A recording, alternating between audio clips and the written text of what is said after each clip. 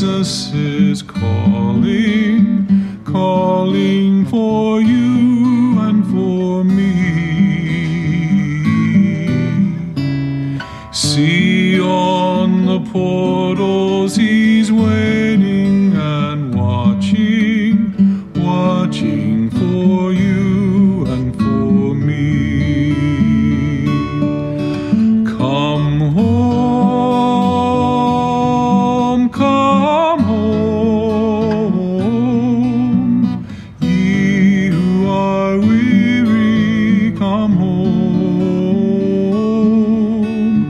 Earnestly, tenderly, Jesus is calling, calling, O sinner, come home.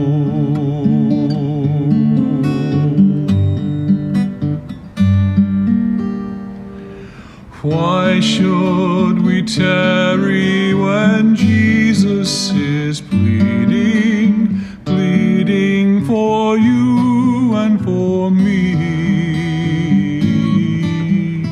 Why should we linger and heed not his mercies, mercies for you and for me? Come home, come home, ye who are weary, come home. Earnestly, tenderly, Jesus is calling, calling, O sinner, come home.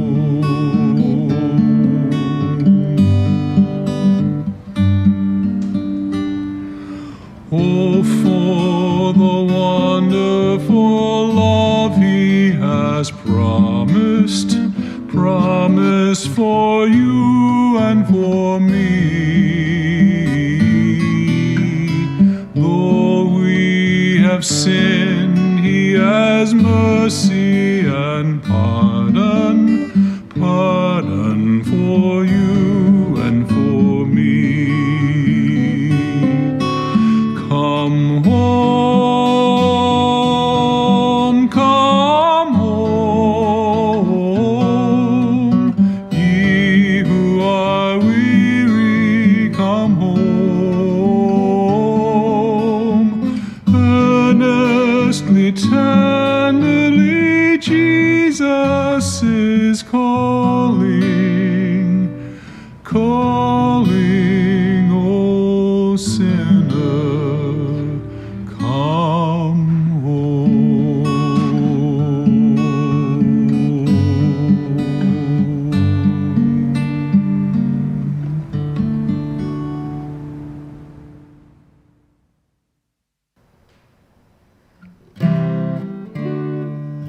He was 21. You believe what he wrote down on the paper that the sergeant made him sign. Never held a gun, he'd never been too far from home. Never had a night like this in mind. Moved him to the front and left him with one order: don't give up the hole we made you dig. Took a picture out, and then he read some letters, closed his eyes, said, the Lord my shepherd is. Peace comes still and slow, falls like silent snow, swings down sweet and low. Please come still and slow. She was on the street and looking for some shelter, beaten down and weary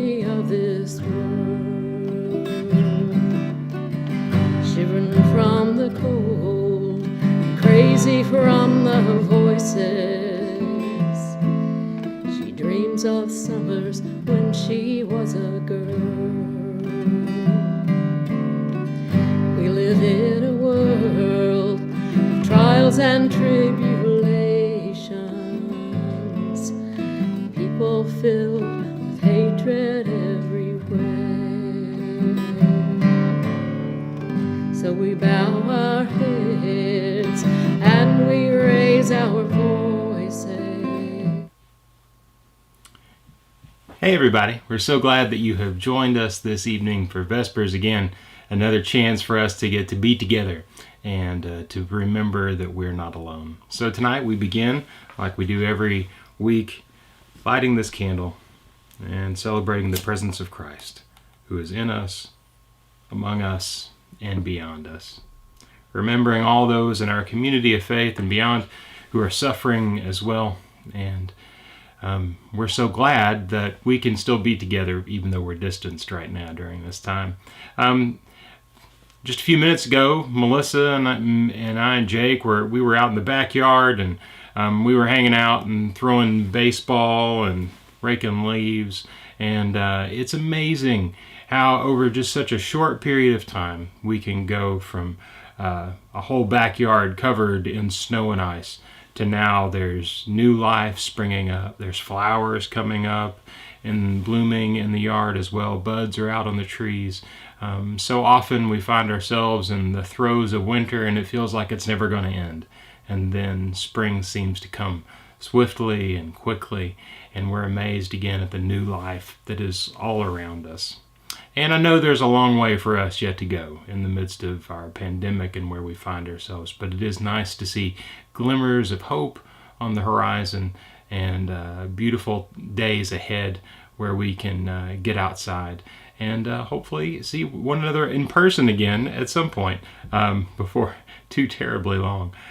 So it's so good, though, to get to be with you all this evening and to be reminded that we're still in this together. Tonight we get the opportunity to talk with some of our newest members. They've been at Central for a while now. They're already part of the Central family. But we're going to talk with Natalie and Daniel Clausen. Natalie is an acquisitions editor at the University of Kentucky Press. Daniel is a professor of English at Transylvania University, and they made their way to Kentucky from the Midwest, and we'll find more out about that in just a minute. But we're so glad that they have found Central and that they're part of our family too. And now we're going to go check and see how they're doing. So, hey Natalie and Daniel, how are you all doing? Hi, good. Pretty good. Good. It's good to see you all. How have things been going lately for you all? Oh, pretty good. Good. Glad spring is starting to spring around here. So that's been, the sunshine has definitely helped the Clausen household mood. Yeah. That's awesome. Well, yeah, and you guys just moved like at the beginning of quarantine last year, right? And so now you're in a new place, and we're so excited to welcome you all as new members. You're already part of the family, but we're so glad that you have joined officially at Central, and just excited to get to know you all a little better. So tell us a little bit about your journey to Central. Like, what brought you all to Central? Well, I guess, where to start? First, maybe what brought us to Kentucky. So neither one of us is from here originally. I grew up in Idaho and Natalie grew up in Arkansas, and we met in graduate school at the University of Nebraska. So not either one of our homes either. And I was finishing up my PhD, and Natalie had finished her master's degree and worked for the University Press of Nebraska. And then she ended up getting a job with the University Press of Kentucky, which is sort of affiliated with UK and sort of not. But so she moved out here first, and I came about 6 months later, we were engaged at that point. Yeah. And then that was like in early 2018 is when I moved here. And then we got married in 2019. Right. And then Daniel finished his dissertation in 2019 as well. And then 2020 hit. And then 2020 we hit. bought a house. And we bought a house. What do you do? But both of us had, I think, grown up in sort of standard churches that didn't like talking about sort of social type issues and were questionably welcoming. And through our own personal journeys, we sort of had journeyed bit by bit towards more inclusive opening places. And so after going to a different Baptist church one time when we first got to Kentucky, and I was like, nope. So I'm originally Baptist. My father is Primitive Baptist, and my mother is, Southern Baptist in Arkansas. And Daniel's his family is Lutheran. My family's Lutheran, very Lutheran. I have 2 uncles who are pastors, and now my brother is also a pastor. And Missouri Synod Lutheran. So if you know anything about Lutherans, they're like the big, more conservative Lutherans. So I had already started going to the more liberal Lutheran churches. But then we got here, and I think I Googled like progressive Baptist church. Right. You guys have your search optimization perfect, because popped up, started looking at the website and was like, yeah, we need to go check this out. And the first time we went, we walked out of the church back to our car in the parking lot, and we were like, there we go. Yeah. Yeah. Mark, I even remember that was like the first time that we heard was Mark talking about like how like women in the Bible and how like men needed to listen to women. And I remember crying, and I was just like, I've never heard this in a church before. And like, I had no idea it was so powerful to like hear like the woman centered, because usually you don't hear that very often. And like, I mean, in Sunday school, yes, but in a, full blown sermon, usually not. So that was when I was like, oh, this feels so much like home. So, yeah. Yeah. And then I think ever since then, it's just so often after church service and after our Sunday school meetings or Thursday school now, we come away kind of just thinking like, I'm so glad we found this community and these folks, because this was like this makes sense to us. Yeah. And it's especially, it's been really hard the past, like the political climate of the US has been really tough, and a lot of really hard and painful things in the news, just really decimated morale. And like church has been one of those places where it's like, okay, here's where we need to remember, justice and mercy, and like keep our heads up and do what we can. And so that's been a real like buoy through all of this, even the coronavirus. I'm so thankful you all put on such a wonderful service every Sunday for us to still get that experience and still feel those wonderful feelings and glimmers of hope. So yeah, it's hard to find sometimes out there. And it really is the community that comes together. And so you get to see like all these folks chatting with each other and talking and saying, hey, how you doing? And catching up with each other. So it really is a beautiful place. And I'm so glad that you guys found us. I think the search optimization is a lot easier whenever there is no other Progressive Baptist church in the vicinity. So if you put Progressive and Baptist in there, you're going to get some traffic. Yeah. So, yeah. Well, I'm so glad that you all found us. And so often that's what we hear, many folks in our congregation have had more conservative backgrounds or grown up and then trying to make sense of the religion that I grew up with and what this says about who we are and how we're supposed to be doesn't seem to fit with really the trajectory that I sense the way of Jesus leading. And so how do we find that? It's good to have a place where we can discover that together, and we can find some not answers to questions, but at least be free to ask these questions. So, yes. Well, tell us a little bit about your jobs. So you work at the press at UK, and so tell us a little bit about what you do there, Natalie. Yeah, sure. So I'm an acquisitions editor at University Press of Kentucky, and we're sort of affiliated with UK, but we're also serving all of Kentucky in our consortium. So that's a couple of Kentucky historical societies and several other colleges and universities around the state. But what I do mostly is I go out and I look for authors who are interested in writing a book, usually scholars, because we're a university press, right? So, right. And my main subject areas that I acquire in are military history, pop culture, American cultural studies, women's studies, and African American studies.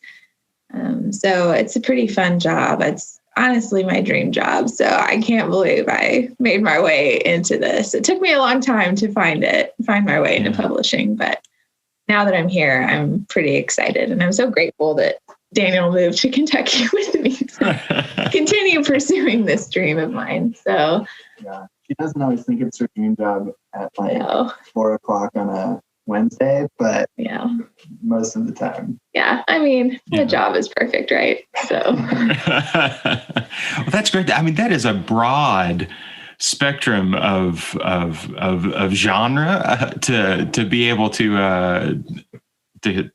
acquire. Yeah, it is. To manage. That's a lot. That's awesome, though. That sounds really cool. Thank you. Yeah, it is. It's really fun. And I think like the projects that I like the most are the ones that sort of combine some of those. So like women in military, history, books on that, and like things of that nature that sort of combine the disciplines together, which I think is really interesting. Now, what maybe one of the books you're excited about right now? Well, we're doing a French translation of a project about a woman French lieutenant in World War II who was there sort of firsthand in the Free French Army under de Gaulle. And it talks about like her initial sort of like attempt to get into this like volunteer force, and as a woman, how difficult it was, and all of the pressures on having to be perfect, and then her story of traveling along with this like sort of attached to a U.S. Army troop from like Normandy to Germany, and how she helped sort of helped repatriate a bunch of people that were liberated from some camps and things like that. And it's really interesting. And it's just, I mean, these stories you read and you're just like, I can't believe someone did this. And like the like gumption and the like spunk you must have had to like grit to make it through all of that is amazing. So that's one of the, more interesting things right now that I just sort of handed off to editorial for copy editing. So that is awesome. Yeah. Those are important stories to hear too. That is great that these stories are being, collected and published here as well. That's so cool. Well, that's awesome. Yeah. Well, Daniel, tell us a little bit about what you're doing now. Yes. So after moving here, I finished my PhD and amazingly, wonderfully got a job at Transylvania as a visiting assistant professor. So I'm not sort of on the tenure track there. It's just 1-year contracts, but they have extended me now to next year. So I will have, that will be the 3rd year for me teaching at Transylvania, which is also kind of my dream job, teaching at a small liberal arts college. That's what my college was back in Oregon. And so yeah, I just really love, and I teach English, American literature mostly, although what Transy has me doing is mostly kind of the equivalent of freshman composition, first year, Right. critical thinking and argument kind of stuff.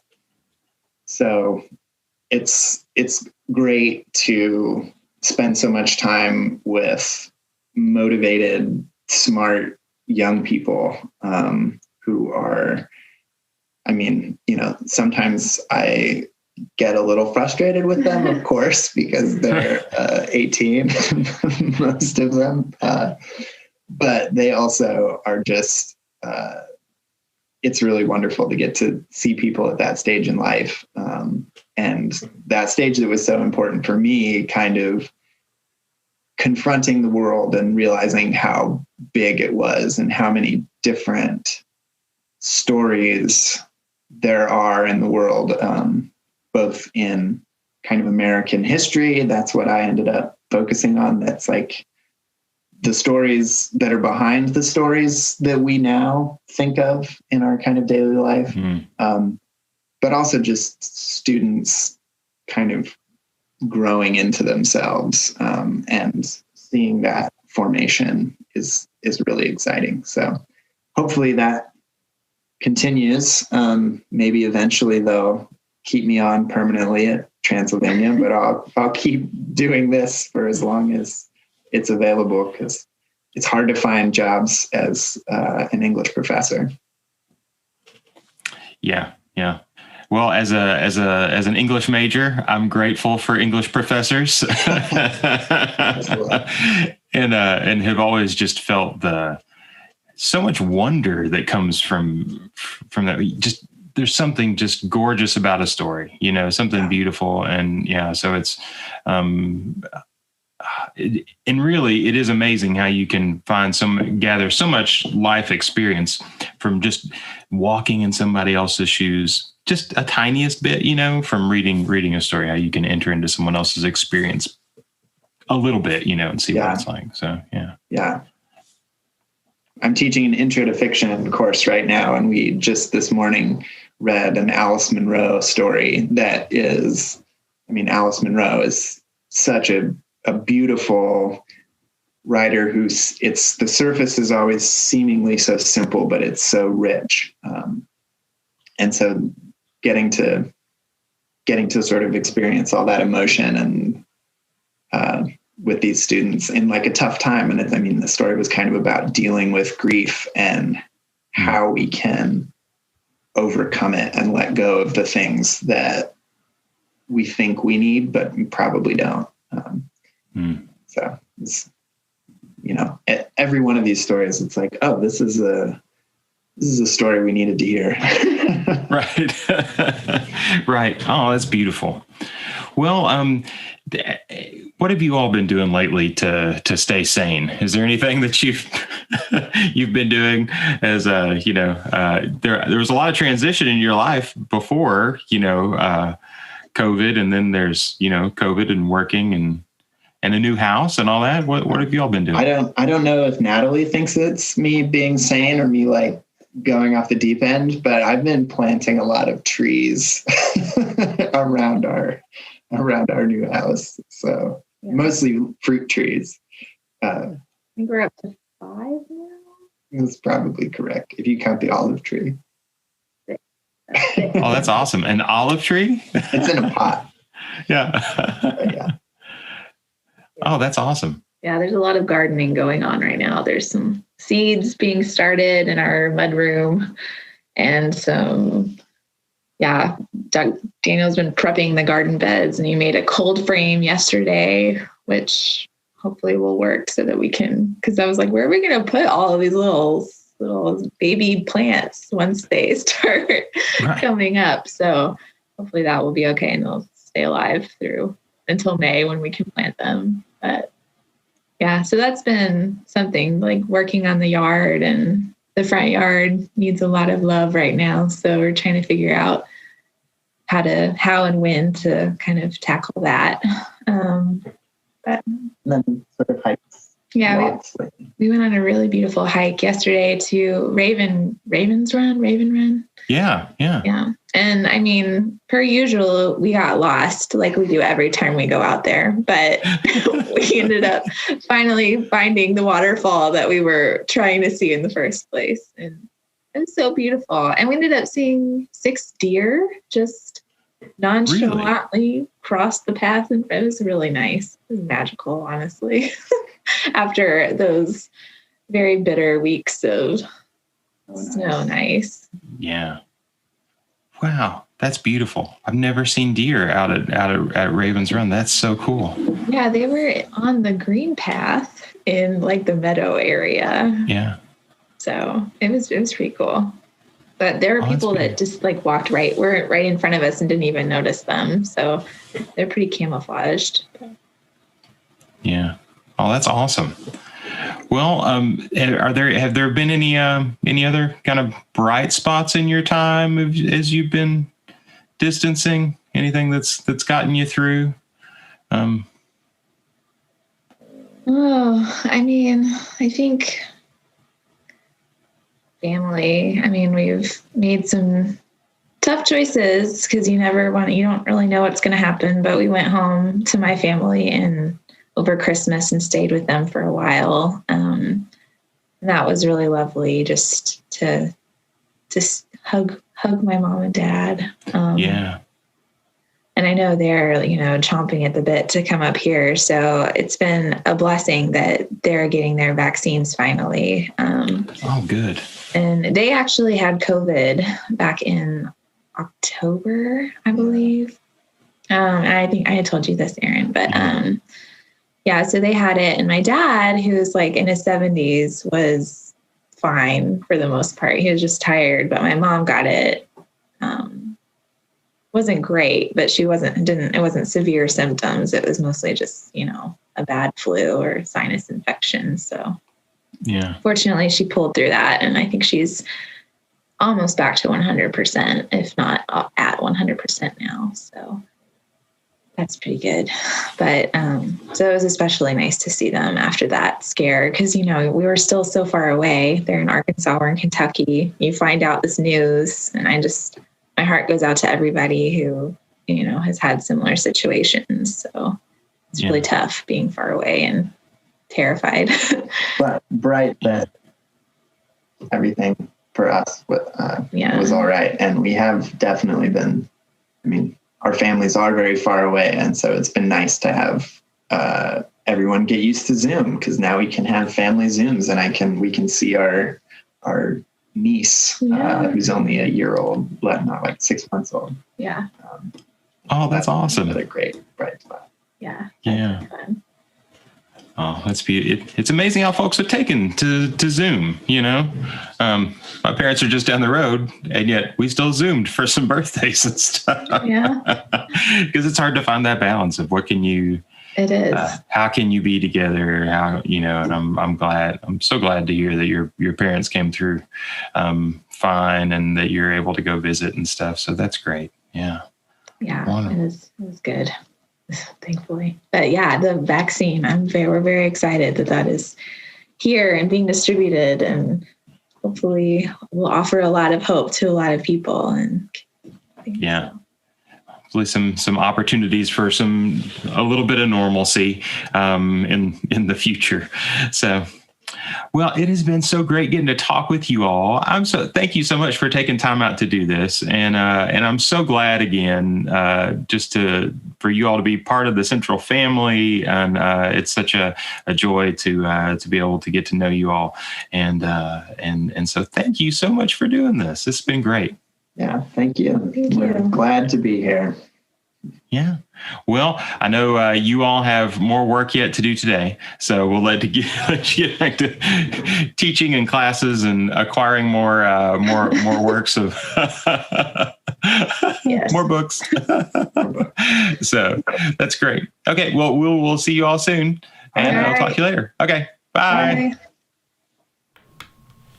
Thanks so much, Natalie and Daniel. It really was great to get to talk with you, to get to find out more about your all's journey to Central, and we are so glad that you have found central, and that we can be part of this family together. So thanks again for sharing with us. It really does take guts for folks to share and to do these things, these Vesper services. So I appreciate so much all of you who have taken the time out to do a Zoom call or a Skype call and to just share a little bit about what's been going on in your life. It really does. When you take that step out to do that, it really does make a difference, and really I think helps us to be connected and to stay connected as best we can during this time. So thank you for all the work that you all are doing to stay together and to continue to support one another during this time.